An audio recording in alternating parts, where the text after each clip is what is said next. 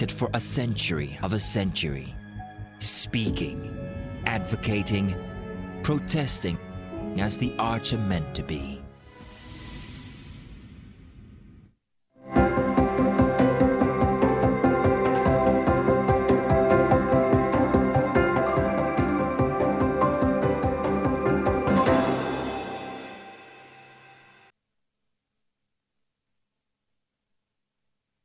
Morning, and thank you very much for joining us. I am Yori Folani. Hope we meet you well. Let's look at COP28 once more. It's the ongoing conference that's going on, and the president is back in the country from it. But COP28, as you know, is the United Nations Climate Change Conference. And there's been quite some talk about it, and also gains that Nigeria might have got from there. Okay, we have an expert that we'll be talking with about these matters. The one question is, how much of a environmental summit was it, and how much of a diplomatic summit was it? Or was it a hybrid of both? And at the bottom of it all, what were Nigeria's gains from that? Now, our guest is Professor Babafemi A. Badejo. He's a legal practitioner and professor of political science and international relations at Chrisland University. Professor Badejo is also former Deputy Special Representative of the Secretary General of the United Nations for Somalia. Good morning to you, sir. Very good morning to you, Mr. Folari. Thank you very much, sir. Yori will do, sir. Thank you very much for making time for us. Okay, good. Very good morning, Yori. Thank you, sir. You are my friend. So, Thank you very much, sir.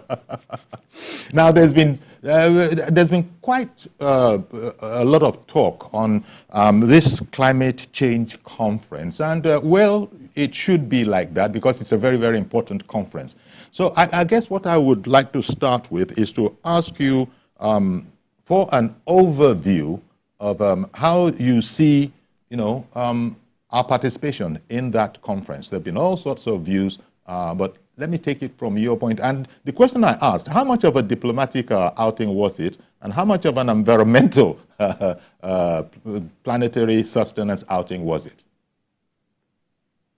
Well, you have asked two major questions. Definitely a diplomatic outing, but at the same time, when you're looking at diplomatic outing, because it is good to try to raise our profile at the international level, which profile has been reasonably low. Every Nigerian citizen can attest to what you face trying to get visa or in relationships. I'm not talking about Japa. I'm talking about you're even wanting to go for business. You're wanting to. So a diplomatic effort in which we are showing up confidently at the international level is a very, very great benefit for us as a country, as a people. And who is best able to do that? Our chief diplomat, our president. So it was positive that he led a delegation to Dubai, which country was hosting COP28.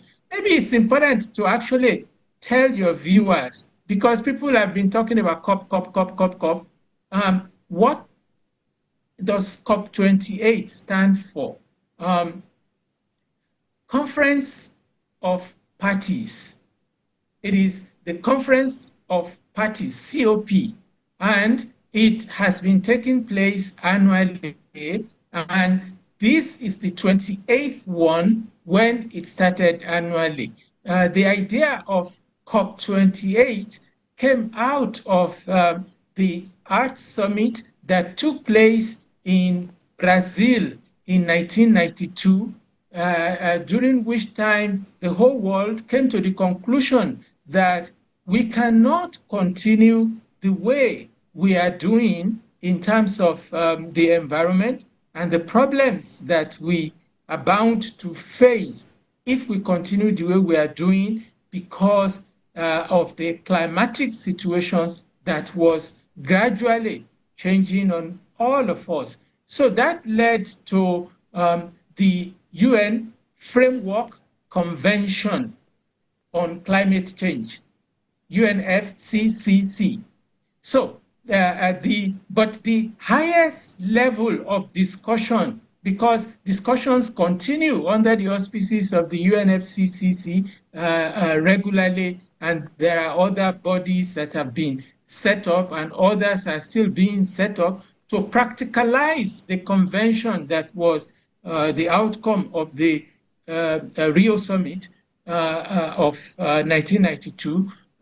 So, in effect, our concern is one of how do we leave the world a better place for ourselves and for children yet unborn by reducing the warming of the global warming largely. And we've been on that for quite a while now. And we can talk about some of the substance of what's involved with respect to the global warming problem, which is facing different parts of the world differently, in which case we need to pay attention to the different interests that are involved when you're talking about climate change. But the whole focus is climate change. And I hope that with efforts like yours, it will be possible for our people at large to understand the importance of climate change and its impact on all of us.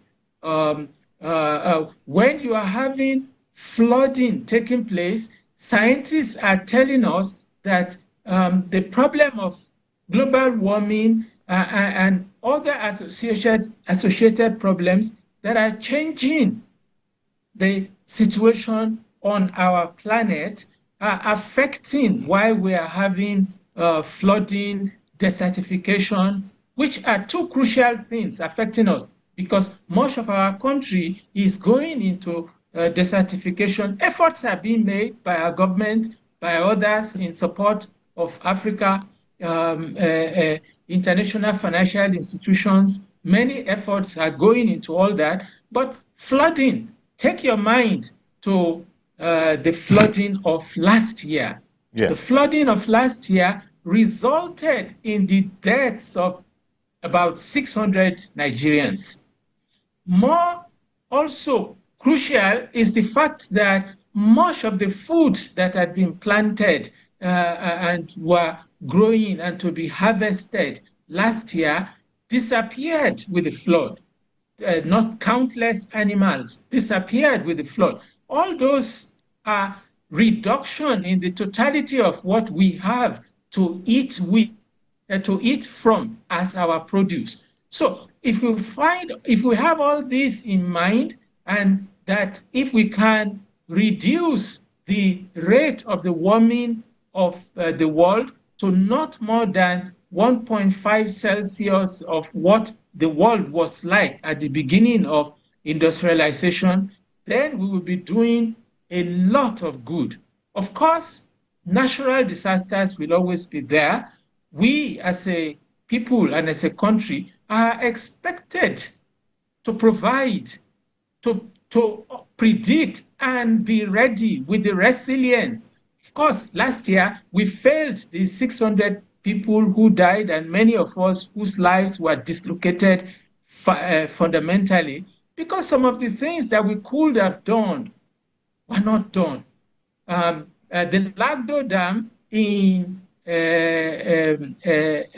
Cameroon was as a result of an agreement with us to build the Dan Hausa Dam on our own side of the territory, which was to be like 3 times of the Lagdo Dam, and money was voted for it, but it all disappeared the way we do our business in Nigeria, and no dam has been built. Yes, the problem we had, the water would have gone into the dam. It wouldn't have devastated us down the line, but not only being able to provide infrastructure, we are also to be looking at what can we do to reduce the impact of global warming and in effect, so the focus is larger than the focus that we have been debating. Okay. Of course, we have been debating the question of how many people went to Dubai. And I think that's an important question to also handle and deal with. Yes, there might have been some exaggeration in terms of what was being focused on by Nigerians, but I think it's one that we should be frank with ourselves and learn from, because at the end of the day, I hope that investigative journalists will have the opportunity to visit the website of the UNFCCC at the end of the conference and do an analysis on who ended up going. The federal government finally told us that it sponsored 422 people. Of course, to do what? That it sponsored 422. It's even sacrilegious. Sorry, sir. We can come back to this point, but because of all that, what you've just said, I wanted to take you back to the beginning where I